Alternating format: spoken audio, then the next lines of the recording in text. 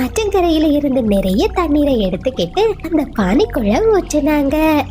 குளிர்ந்த காற்று, ஏசி வந்துடுச்சு. நம்ம வீட்லயும் ஏசி வந்துடுச்சு. கோடைக்காலத்தில் குருவியின் ஏசி. ஒரு முறை நாப்பூர் காட்டுல கோடைக்காலம் ஆரம்பிச்சது. அந்த காட்டுல வெயிலோட வெப்பம் ரொம்ப அதிகமா இருந்துச்சு. இதனால காட்டுல இருந்த பறவைகள் எல்லாரும் வெப்பம் தாங்க முடியாம ரொம்ப கஷ்டப்பட்டாங்க. அட கடவுளே, என் வாழ்நாள்ல நான் இப்படி ஒரு வெப்பத்தை பார்த்ததே இல்லையே. மரக்கிளையில கூட உட்கார முடியல, ரொம்ப சூடா இருக்கு அப்படின்னு சொல்லிட்டு ஆந்தை பாட்டி நதிக்கரையோட பக்கத்துல பறந்து போனாங்க. அந்த நேரத்துல ராணிக்காகவும் ஒரு ஏசி எடுத்துக்கிட்டு தன்னோட வீட்டுக்கு பறந்து வந்துச்சு. ஹாய் அம்மா, இது என்னதுமா? இதுல இருந்து குளு குளுன்னு காத்து வருது. டேய் ராஜு, இதுக்கு பேரு தான் ஏசி. இத நான் என் அம்மாவோட காட்டுல இருந்து எடுத்துட்டு வந்தேன். ஹாய், குளு குளு காத்து. ராணி ராணி, இந்த ஏசி உனக்கு எங்க இருந்து கிடைச்சது? நீங்க எனக்கு ஏசி வாங்கி கொடுப்பீங்களா? அதனாலதான் என் அம்மாவோட வீட்ல இருந்த ஏசிய நைஸா பேசி இங்க கொண்டு வந்தேன். ஏசி எங்க இருந்து வந்தா என்ன, நமக்கு வேண்டியது குளு குளு காத்து தானே ராணி அப்படின்னு சொல்லிக்கிட்டு அந்த காக்கை குடும்பம் குளுமையான ஏசியோட காற்று ரொம்ப சந்தோஷமா அனுபவிச்சாங்க. அம்மா, வீட்டுக்குள்ள ரொம்ப சூடா இருக்கு. நான் தம்பிய கூட்டிக்கிட்டு கொஞ்ச நேரம் ஆற்றங்கரைக்கு போய் விளையாடிக்கிட்டு வரவா? சரி சாரா, கவனமா போயிட்டு வா. ஆற்றங்கரையோட பக்கத்துல ஒரு பெரிய மரம் இருக்கு. அதனோட நிழல்ல உட்கார்ந்து 2 பேரும் விளையாடிக்கிட்டு வாங்க. சரிம்மா, நாங்க போயிட்டு வரோம். சாரா, வீட்ல இருக்கிற மண்பானையை எடுத்துக்கிட்டு போமா. வீட்ல தண்ணீர் சுத்தமா தீந்துடுச்சு. விளையாடிக்கிட்டு வரும்போது அந்த பானை நிறைய தண்ணீரை எடுத்துட்டு வாங்க. சரிம்மா, நாங்க போயிட்டு சீக்கிரம் வந்துடுறோம் அப்படின்னு சொல்லிக்கிட்டு குழந்தைங்க 2 பேரும் மண்பானையை எடுத்துக்கிட்டு ஆற்றங்கரையை நோக்கி பறந்து போனாங்க. அதே நேரத்துல குழந்தை ராஜுவும் தண்ணீர் குடிக்கிறதுக்காக ஆற்றங்கரைக்கு வந்தான். டே குக்கு, உனக்கு ஒரு விஷயம் தெரியுமா? எங்க வீட்டுக்குள்ள வெயிலே தெரியல. எங்க வீட்டுக்குள்ள குளு குளுன்னு குளிர்ந்த காத்து வீசிக்கிட்டு இருக்கு. ராஜு அண்ணா, என்ன சொல்றீங்க? காடு முழுவதும் வெப்பம் அனல் மாதிரி வீசிக்கிட்டு இருக்கு. உங்க வீட்டுக்குள்ள மட்டும் எப்படி குளிர்மையான காற்று வரும்? எங்க அம்மா ஒரு ஏசி வாங்கிட்டு வந்திருக்காங்க. அதுல இருந்துதான் குளு குளுன்னு காத்து வருது. High, Asia? இது வரைக்கும் நாங்க ஏசிய பார்த்ததே இல்ல. வாங்க, நீங்க 2 பேரும் என் வீட்டுக்கு வாங்க. எங்க வீட்டுல இருக்கிற ஏசிய பார்த்துட்டு கொஞ்ச நேரம் அந்த குளிர்ந்த காற்றுல உட்கார்ந்துட்டு போங்க. ஹை, சரி ராஜு அண்ணா, நாங்க இப்பவே வரோம் அப்படின்னு பேசிக்கிட்டு குழந்தைங்க எல்லாரும் ராஜுவோட வீட்டை நோக்கி பறந்து போனாங்க. அந்த நேரத்துல ராணிக்காகவும் சமையல் அறையில வேலை செஞ்சுக்கிட்டு இருந்துச்சு. காலுக்காகவும் அந்த குளிர்ந்த ஏசியோட காற்றுல நிம்மதியா தூங்கிக்கிட்டு இருந்துச்சு. பாத்தீங்களா, நான் சொன்னேன்ல எங்க வீட்டுக்குள்ள எப்படி குளு குளுன்னு இருக்கு பாத்தீங்களா? ஆமா ராஜு அண்ணா, இது ரொம்ப நல்லா இருக்கு. இந்த வீட்டுக்குள்ள வெப்பமே தெரியல அப்படின்னு குழந்தைங்க பேசிக்கிட்டு இருந்த சத்தத்தை கேட்டு ராணிக்காகவும் அங்க வந்துச்சு. டேய் ராஜு, இந்த குருவிகளை எதுக்காகடா இங்க கூட்டிட்டு வந்த? ஆமா, இவங்க என்னோட நண்பர்கள். அவங்க நம்ம வீட்டுல இருக்கிற ஏசிய பார்க்கணும்னு சொன்னாங்க. இவங்கள மாதிரிப்பட்ட ஏழை பறவைகளை வீட்டுக்குள்ள சேர்க்கவே கூடாது. அம்மா ப்ளீஸ்மா, இவங்க என்னோட நண்பர்கள்மா. கொஞ்ச நேரம் நாங்க இந்த ஏசியோட காத்துல விளையாடுறோம். டேய் ராஜு, சும்மா இரு. உனக்கு அறிவே கிடையாது. யார் கூட சேரணும்னு புத்தியே இல்லாம போயிடுச்சு. ராணி ஆண்டி, ராஜு அண்ணாவை திட்டாதீங்க. நாங்க இப்பவே இங்க இருந்து போயிடுறோம். ஏ குட்டி குருவி, அவன் கூப்பிட்டானா நீங்க வந்துடுவீங்களா? ஒழுங்கா 2 பேரும் வெளியே போங்க. இனிமே இந்த பக்கம் வரவே கூடாது. ராணிக்காக இப்படி சொன்னதுமே வருத்தமான குழந்தைங்க அங்கிருந்து பறந்து போயிட்டாங்க. அதே நேரத்துல புறா உணவை எடுத்துக்கிட்டு ரொம்ப கஷ்டப்பட்டு தன்னோட வீட்டுக்கு வந்துச்சு. உஃப், வெளியே என்ன வெயிலு. இந்த வெயில்ல தானியத்தை தேடிட்டு வர்றதுக்கு முன்னாடி போதும் போதும்னு ஆயிடுது அப்படின்னு புறா பேசிக்கிட்டு இருந்த நேரம் அதனோட மனைவி தன்னோட முட்டைய பார்த்து அழுதுகிட்டு இருந்துச்சு. லூசி, என்னாச்சு? நீ ஏன் அழுதுகிட்டு இருக்க? இங்க பாருங்க, என் முட்டையில விரிசல் ஏற்பட்டிருக்கு. இதனால முட்டைக்குள்ள இருக்கிற நம்ம குழந்தைக்கு ஏதாச்சும் ஆபத்து வருமானு எனக்கு ரொம்ப பயமா இருக்கு. ஏன்னா நம்ம முட்டையில இருந்து குழந்தை வெளிவர்றதுக்கு இன்னும் 20 நாட்கள் இருக்கு. ஐயோ லூசி, இது ரொம்ப ஆபத்தான விஷயமாச்சே. வா, இப்பவே நம்ம முட்டையை எடுத்துக்கிட்டு டாக்டர்கிட்ட காட்டிட்டு வரலாம் அப்படின்னு சொல்லிக்கிட்டு 2 பறவைகளும் தங்களோட முட்டையை எடுத்துக்கிட்டு டாக்டரோட வீட்டை நோக்கி பறந்து போனாங்க. டாக்டரும் புறாவோட முட்டைய பரிசோதனை செய்ய ஆரம்பிச்சாரு.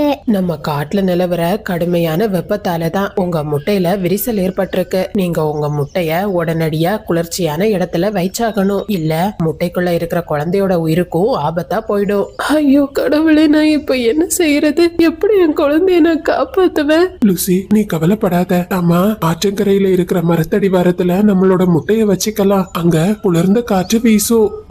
இதுவும் நல்ல யோசனை தான். உங்க முட்டைய காப்பாத்துறதுக்கு நீங்க ஏதாச்சும் செய்தே ஆகணும். 2 பறவைகளும் வேகமா தங்களோட முட்டையை எடுத்துக்கிட்டு ஆற்றங்கரையை நோக்கி பறந்து போனாங்க.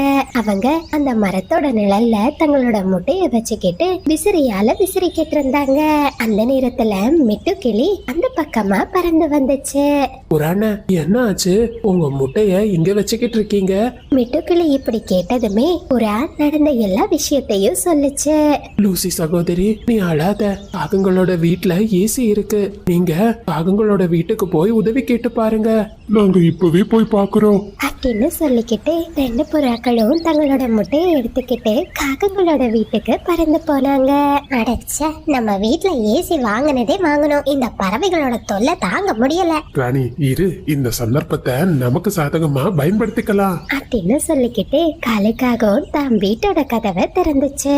காலு, என் முட்டைய குளிர்ச்சியான இடத்துல வைத்தாகணும். தயவு செஞ்சு உங்க வீட்டோட ஒரு ஓரத்துல என் முட்டைய வச்சுப்பீங்களா? உன் கதையை கேட்டா எனக்கும் சோகமா தான் இருக்கு. ஆனா நான் சும்மா எதையுமே செய்யறதில்ல. உன் முட்டை என் வீட்டுல இருக்கணும்னா ஒவ்வொரு நாளும் நீ எனக்கு கூடை நிறைய பழங்களை கொடுத்தாகணும். நம்ம காட்டுல இந்த கடுமையான வெப்பத்துல தினம் தினம் உணவு கிடைக்கிறதே கஷ்டமா இருக்கு. இதுல எங்களால எப்படி கூடை நிறைய பழங்களை கொண்டு வந்து கொடுக்க முடியும்? உங்களோட முட்டையில இருக்கிற குழந்தை பாதுகாப்பா இருக்கணும்னா இதை நீங்க செஞ்சுதான் ஆகணும். லூசி, நம்மளோட முட்டையை பாதுகாக்கணும்னா இதை நாம செஞ்சுதான் ஆகணும் அப்படின்னு சொல்லிக்கிட்டு 2 புறாக்களும் தங்களோட முட்டைய காகங்களோட வீட்டுல வச்சுக்கிட்டு கூடை நிறைய பழங்களை எடுக்கிறதுக்காக அங்கிருந்து பறந்து போனாங்க. அட காலு, இனிமே நாள் முழுவதும் இந்த குளிர்ச்சியான காற்றுல சொகுசா உட்காரலாம். ஆமராணி, இந்த கோடை காலம் நமக்கு ஒரு சொர்க்கம் தான் அப்படின்னு சொல்லிக்கிட்டு 2 காகங்களும் ரொம்ப சிரிச்சாங்க. அப்படியே காட்டுல ராத்திரி நேரம் வந்துச்சு. மீனுக்குருவி தன்னோட குழந்தைங்களை வீட்டோட வெளியே தூங்க வச்சு விசிறியால விசிறிக்கிட்டு இருந்துச்சு.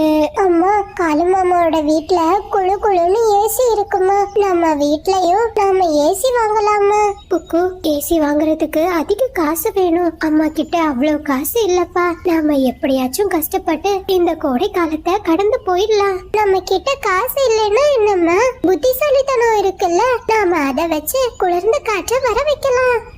சாரா, நீ என்னம்மா சொல்ற? இதெல்லாம் கனவுல தான் நடக்கும். இல்லம்மா, கனவுல, என்கிட்ட ஒரு யோசனை இருக்கு அப்படின்னு சொல்லிக்கிட்டு குழந்தை சாரா தன்னோட யோசனைய தான் அம்மா கிட்ட சொன்னா.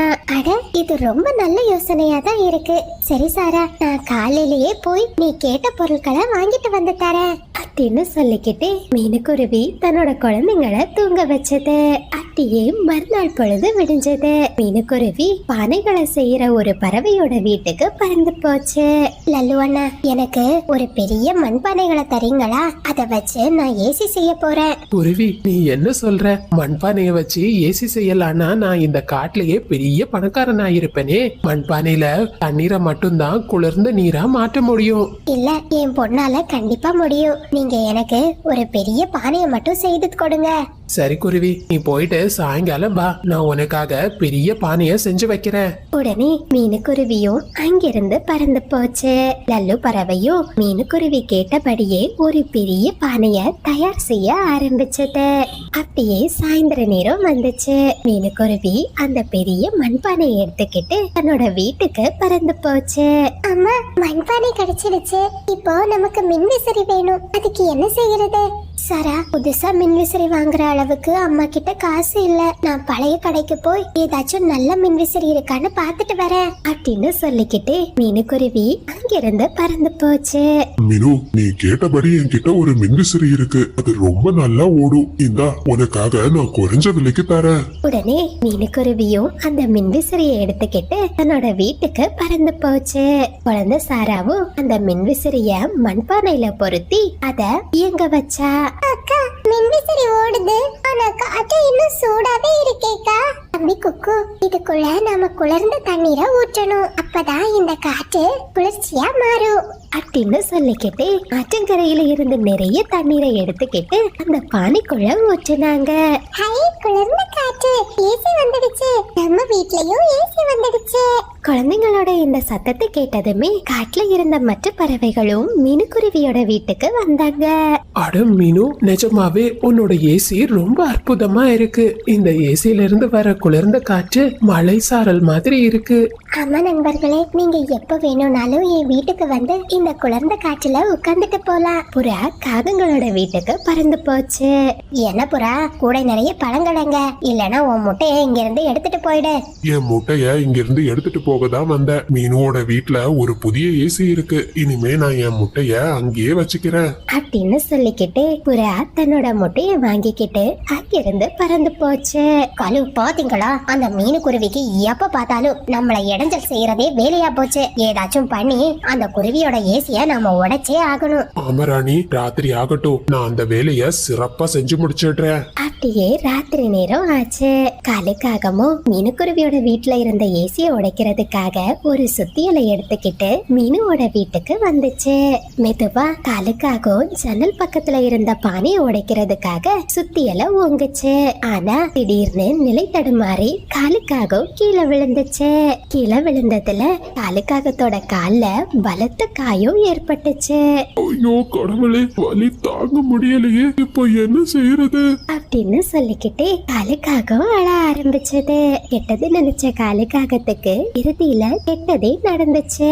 பசங்களா, இந்த கதையில இருந்து நாம என்ன தெரிஞ்சுக்கலாம்னா, நம்ம கிட்ட காசு இல்லாவிட்டாலும் புத்திசாலித்தனமும் நல்ல குணமும் இருந்தா நிச்சயமா பல பிரச்சனைக்கு தீர்வு காண முடியும். நண்பர்களே, இது சப்ஸ்கிரைபர் விருப்பத்திற்கான நேரம். மின்ஹா மரியம் பாப்பா, உங்களுக்கு இனிய பிறந்த நாள் நல்வாழ்த்துக்கள். உங்க அம்மாவோட பேச்சை கேட்டு சமத்து பாப்பாவா இருக்க மீனுக்குருவியோட வாழ்த்துக்கள். ஹாய் ஹர்ஷா. நிஷாந்த் பாப்பா, உங்களுக்கு இனிய பிறந்த நாள் நல்வாழ்த்துக்கள். ஹாய் முருகன். விஜயஸ்ரீ, ஜெயஸ்ரீ, 2 குட்டீஸ்க்கு ஒரு பெரிய ஹாய். ஹாய் தன்வீர், ஹனிகா, யசோதை, 2 குட்டீஸ்க்கு ஒரு பெரிய hi. Hi Pavithran. Hi Priya. Hi சிஹாய். மொலினா, மோஜிதா, 2 குட்டீஸ்க்கு ஒரு பெரிய ஹாய். ஹாய் ஆயிஷா, சுகாலியா, ஆலியா, 2 குட்டீஸ்க்கு ஒரு பெரிய ஹாய். சாய் சர்வேஷ், கவினயா, பிரகன், பிரணீத், எல்லா குட்டீஸ்க்கும் ஒரு பெரிய ஹாய். ஹாய் அபிஷியா குட்டி, ஜோஹனா குட்டி, உங்களுக்கு இனிய பிறந்த நாள் நல்வாழ்த்துக்கள். ஹாய் வேலு விஜி, மெலினா, ரித்தன், தர்ஷன், எல்லா குட்டீஸ்க்கும் ஒரு பெரிய ஹாய். லியா, லசா, லயானி, 2 குட்டீஸும் நல்லா படிச்சு சமத்து பாப்பாவா இருக்கணும். ரோஹித், கேஷ்வின், 2 குட்டீஸ்க்கும் ஒரு பெரிய ஹாய். அல்லா பக்கஸ், கரிஷ்மா, ஜெனிமா, இலியாஸ், ரியாஸ், எல்லா குட்டீஸ்க்கும் ஒரு பெரிய ஹாய். பிஷ்கான், கிருஷ்ணா, 2 குட்டீஸ்க்கும் ஒரு பெரிய hi. Hi Mahadarshna. Hi Velu Viji. நீங்கள் அனைவரும் அளித்து வரும் அன்புக்கும் ஆதரவுக்கும் மிக்க நன்றி.